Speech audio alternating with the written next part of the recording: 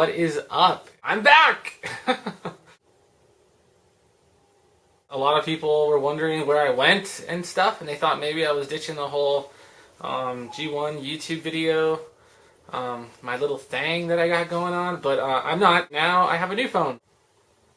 It's the Sprint Evo 4G, the world's first 4G phone.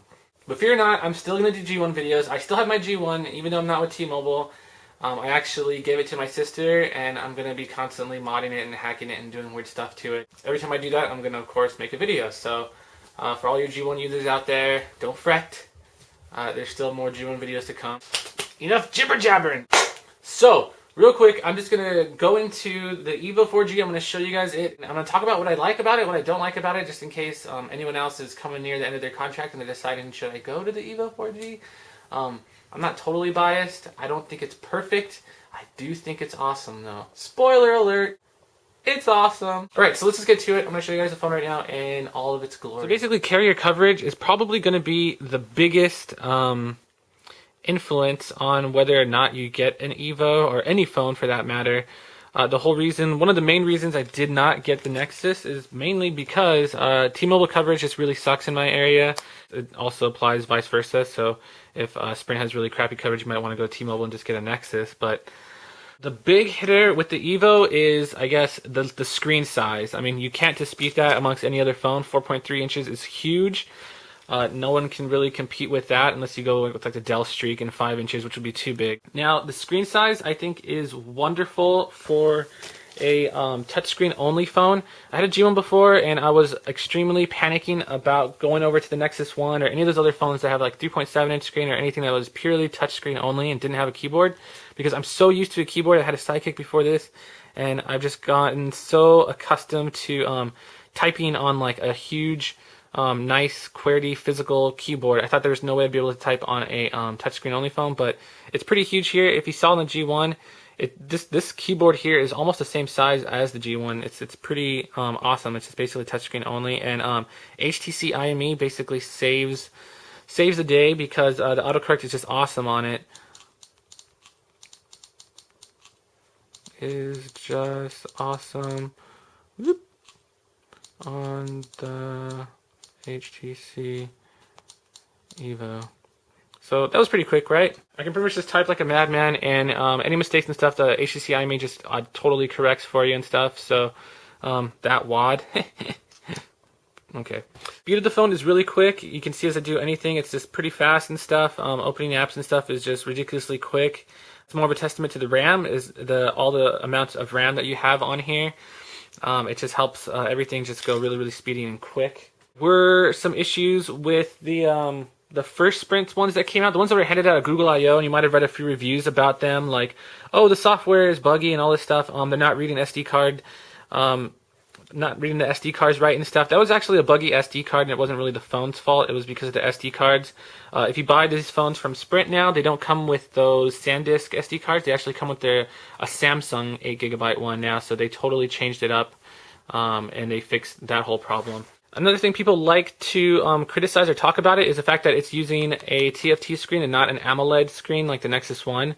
It's not like anyone has ever looked at an Evo and said, wow, that looks washed out because it's TFT, or man, I wonder why those colors look so washed out. If you see this in person, you're going to say, wow, this is incredibly high contrast. The colors are awesome, vibrant, it's bright, it's beautiful, the screen is huge. You won't really notice it until you hold it up to a Nexus and you'll be like, whoa. It's just because the Nexus is actually oversaturated versus the TFT screen on this. Another thing people say, because the screen is so big, will see all the individual pixels and stuff like Google Talk. You'll be able to see all the little pixels all around it, and the icons and stuff. It'll make everything look pretty much ugly and blurry and gross. Not the case at all. 800 by 480 is actually perfect for a 4.3 inch screen. It doesn't make it look any more ugly or I don't know, less clear. It just looks absolutely perfect and amazing, to tell you the truth. I just want something that's really big, bright, beautiful, and looks super duper smooth like the TFT screen does. I actually prefer TFT over AMOLED. I might be the only person that says it, but it's just my preference. Again, purely subjective. Your tastes may differ. Right, so some things I don't like about it. I don't like the fact that Sense UI is a little sluggish on here. Coming from a G1, this is still fast no matter what you do. or what phone you've had before it. Just comparing it to the Nexus with the Froyo and all that stuff on it, it does seem a little bit slower, or a Nexus with one of the custom ROMs on it and stuff. It is a little more choppier and chuggier. The home screens are kind of choppy if I'm moving them really quick. It's not as quick and as fast as it was even on the G1, and there's actually a good reason behind it. HTC actually capped out the frames per second on the phone.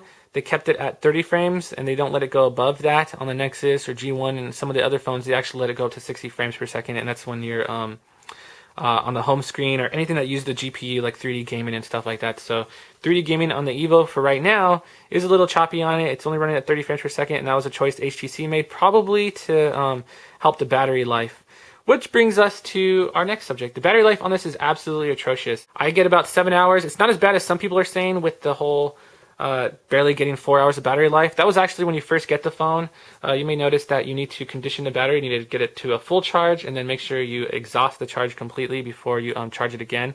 That'll help the battery life tons. The longer you have the phone, the better the battery life gets. Right now, I'm clocking in. I've been using this phone. I've done tons of reviews so far. Did a couple of videos showing off stuff. I'm getting 11 hours and 44 minutes, and I've been using this phone nonstop all day long. Some days I do get 7 hours. I don't really know what's going on. Again, it's a software issue, and that can be repaired by a simple over-the-air update from HTC. Also, Android 2.2 helps out a lot with that too. So once they get Froyo Sense on here, I think Sense in general will be a lot more quicker and speedier. And if they can get rid of that 30 frames per second cap, that would just be really, really awesome too. The camera protrusion, this doesn't really bug too many people, but this bugs me a lot because if you set it down, it actually sets on the camera, the little lens here. And unlike the Nexus or some other phones, when you take it off, or even the G1 and stuff, when you take it off, the lens is on the battery cover on the Nexus and the G1 and stuff. So if it gets scratched up, all you have to do is buy a new battery cover and you have a brand new nice clear lens. This one is built into it. You can't get rid of it. There's nothing you can do. That really, really bothers me, and it freaks me out because they don't make screen protectors for that little guy there. The kickstand I think is cool.